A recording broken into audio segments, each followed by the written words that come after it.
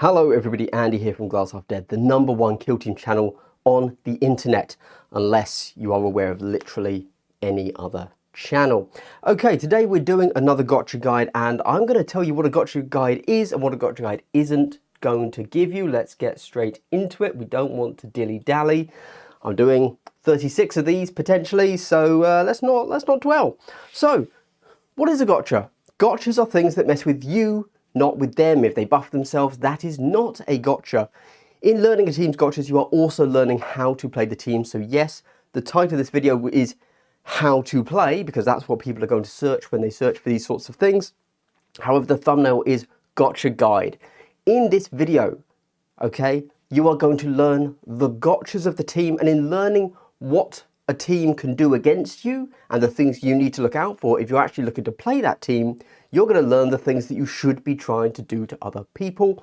Quick note on what a gotcha is, of course, it's not a buff. If they are able to give themselves ceaseless or balanced or rending, that's not a gotcha. That's just a thing they can do. It's something that you will have to learn to be aware of, but it doesn't stop you from doing anything you need to do to enact your devious schemes. This is not a basics guide. You should understand the basics of playing kill team. I have of course done a how to play video. I've also done various other like line of sight videos, etc. If you're looking for the basics, this isn't going to be it.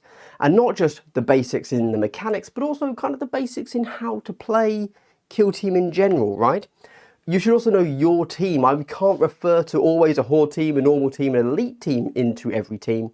I'm talking about the team and their gotchas. For you, if you're playing, for example, Deathcore, you need to know what your profile does to a Space Marine, if I'm talking about a Space Marine, or if you're playing an elite team, an Eldar, what does your team and how do they in general deal with a horde team or an elite, a Marine team? Equally, so that's your profiles. You also need to know like the basics of the enemies and how much you care about those. If you're playing Deathcore of Krieg, you need to be very aware of Blast. But if you're playing Marines, you don't care about Blast at all. You don't even have to ask the opponent, hey, do you have any Blast? You don't care. There you go. They can hit multiples of you. That's fine. And how that affects your team. What I'm saying in this guide is we're going to be looking at 5 different things. First, we're going to go over pre-game. This is going to affect your operative and your TAC ops selection. So as you rock up to the table with your opponent, you shake hands, you look them in the eye, you give them a dirty glare. And before you pick your team, here are the things you need to know to pick the operatives and the TAC ops. Deployment. This is after you've picked. This is going to be things that define where you can move, firstly in deployment, but also going into your plan of turn 1. These will be things like seek light, ignore obscuring, because that will define where you can stand safely. Firefight is everything else. Basically, a gotcha here, we're just looking at things that define your dice maths. There you go. Finally, we have interrupts. Interrupts are things that stop your activation. These are the true things. These are the fight first, the hit twice, all these crazy things stop you from activating, possibly even stop you from tapping a point, etc, etc.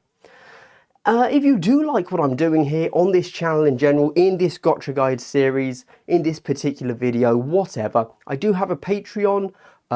Firstly, a shout out to all of my patrons. You are genuinely the only reason I am still making videos. If you would like to be somebody that makes me still make videos and, you know, donate to my hydration fund, thank you very much. Check me out on Patreon. I also do things like every week I give a rant on some subject or an update of the channel. And if you don't want to do that, you want to support in another way, I do have affiliate links to Element Games and Whaling Games in the UK. If you're UK based, the way that works, by the way, is you just click on the links below. It costs you nothing extra, and I get like a 2% kickback or something tiny in that, but it all adds up. Okay, with that said, let's get straight into... Okay, so basically, the Deathcore are a horde team. They're one of the purest horde teams around. For many people, because they were the starter set of last edition, they are the default human team. There's a lot of interesting stuff with them. Note that unlike the other teams I've done so far, they are 7 wounds. That is half the wound count of any of the Marines. 7 wounds means that they're really, really easy to kill. And that 5-up save means they're going to die really, really fast. You can shoot them, you can melee them. These guys die. That's kind of all they do. Cool. I realise that's not a gotcha. Don't worry. Don't worry. In fact, with the Death Core, they don't have many gotchas. This is going to be a nice quick wrap-up video. But I am going to tell you, because you can also learn how to play them this way, what they're up to. So firstly, they're a Horde team. This is the opposite of an elite team. This is the opposite of the Marines. They are 14 models with 12 activations. The reason that they are 12 activations is because their regular troopers, the ones we just saw, have an ability that allows you to activate 2 at the same time.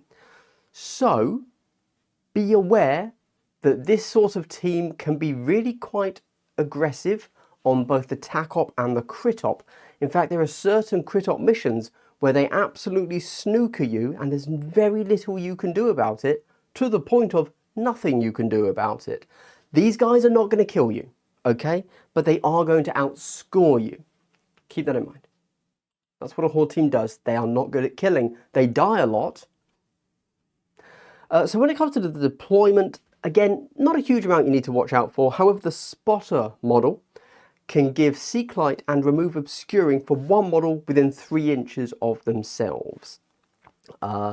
Traditionally, of course, this would be with the Sniper next to them, but maybe they want to do it with the Plasma or the Melter or whatever else they've got on the team that they think is in a good position, but traditionally it would be with the Sniper.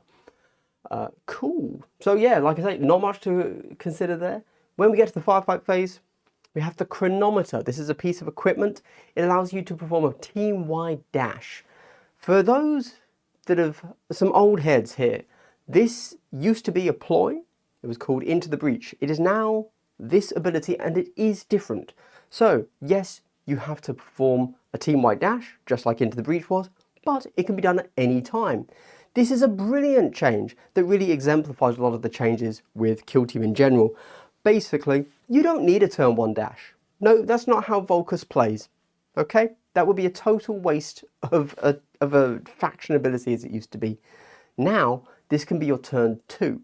This means that you can potentially play relatively aggressively, depending on the team that you're playing into, if you really know that matchup quite well, and go for some really, really strong turn 2 full board sweep.